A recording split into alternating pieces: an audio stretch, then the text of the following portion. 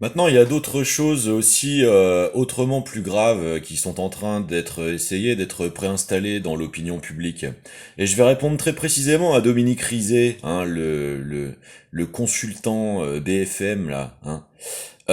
Tu sais ce qui est la clé aussi de la démocratie, c'est d'avoir lu au moins une fois Kafka, hein, le procès. Je pense que ça pourrait t'aider à avoir une idée de ce qu'est normalement le droit, hein, de ce qui concerne un média. Hein. Ça s'appelle la loi cadre de l'audiovisuel public. Parce que déjà, on se demande bien pourquoi la petite séquence qui a été faite sur BFM à propos de l'exposition publique préméditée volontaire de la mise en détention provisoire d'une jeune femme de 38 ans sur la base de rien du tout, hein, c'est-à-dire en fait elle est inquiétée par une enquête. Hein. On voit très bien pourquoi c'est raccordé tout de suite après avec un retour sur les bijoux du Louvre, mais la sélection d'images d'archives dont la source est Claudine Hemingway. Hein. Tu joues à quoi en fait? T'es prêt à tordre le droit en entier pour instrumentaliser l'affaire des bijoux pour essayer de créer un précédent dans l'opinion publique afin d'essayer d'étouffer un scandale d'État par exemple?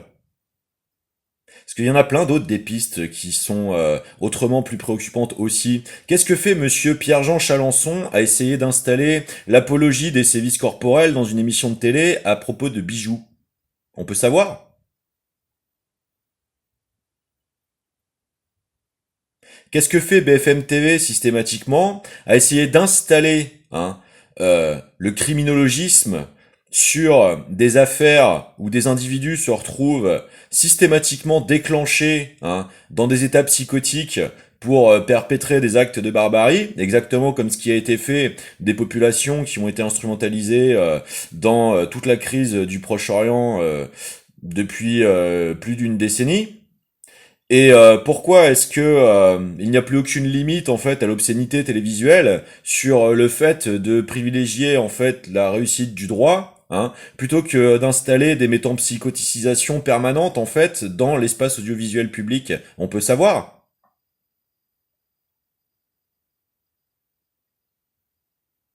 Comment ça se fait qu'en face,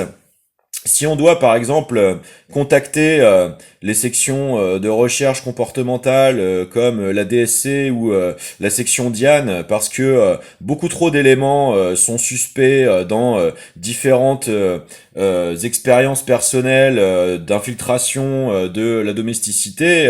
il en ressort que des gens visiblement très bien informés,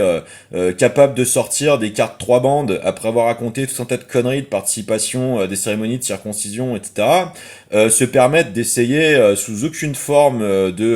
d'explicitation préalable d'un concernement par une quelconque enquête de quoi que ce soit, hein, d'essayer de pourrir la vie de citoyens français, et ce toujours plus dans le prolongement d'une affaire d'État qui remonte à la sinistre personne de monsieur Sarkozy, multiplement condamné actuellement pour ses propres méfaits, et surtout le fait d'avoir essayé d'y engager hein, de façon totalement abusive et la voix et l'image de la France, hein, comme dans la complicité active hein, de recel de biens d'un gouvernement terroriste, hein, en essayant visiblement d'y avoir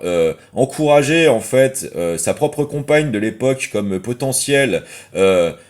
extension de négociation de une confirmation de contrat de vente d'armes, hein, ce qui aurait visiblement probablement permis à déclencher toute une escalade de manipulation du droit international pour commettre des meurtres de masse et ce de façon multirécidiviste et soi-disant au nom de la France, hein, et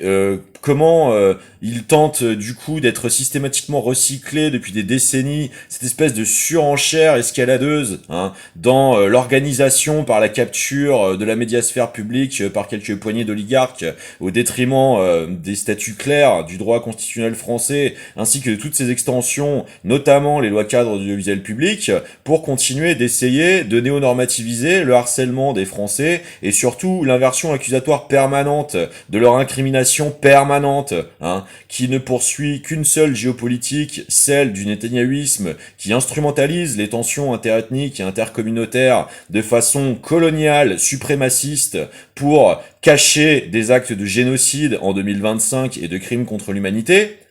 crimes contre l'humanité dont les motifs de chef d'inculpation à l'analyse se révèlent potentiellement valables pour la politique sanitaire menée par monsieur Macron, qui, comme monsieur Sarkozy, proviennent exactement du même cercle, c'est-à-dire la commission croissance Attali à la banque Rothschild. On peut savoir, t'as des éléments là-dessus, Dominique Rizet, ou tu es un expert en tautologie? Alors, je vais signifier de façon personnifiée ici clairement, engageant plus allant ma responsabilité directe de par mon devoir constitutionnel fidèlement à l'article 29 de la Constitution, c'est-à-dire j'ai le devoir de faire tout ce qui est en mon pouvoir pour garantir les droits de mes concitoyens, et je vais te répondre clairement. Si d'un quelconque moyen, il fallait que cette personne soit ou eût été ou serait censé, même superficiellement, être dans des gens dont j'ai pu avoir fréquentation à un moment ou à un autre de ma vie, chose dont je n'ai été, je le précise, au moment de cette vidéo, absolument non informé, et sachant pertinemment qu'il vient de survenir une autre affaire dans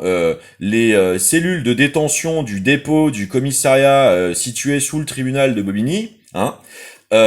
si je devais participer à permettre d'élucider tel ou tel aspect d'une enquête,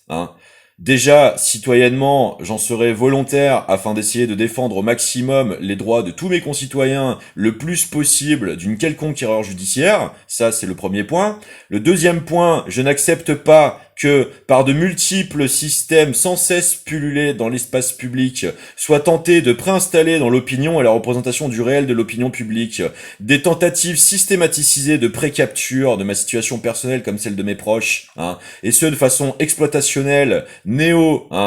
coloniale, néo-suprémacisante, néo-perverse manipulatoire par tout un tas de petits Parisiens se prévalant du droit, mais en fait en opérant strictement rien, protocolairement ni processoralement, donc c'est-à-dire en total vice de procédure. Et si cela devait continuer d'être intensifié dans une campagne de métempsychosisation de l'opinion publique française, alors ça commencera à devoir être pénalement que vous en répondrez. Ça, je vous le garantis.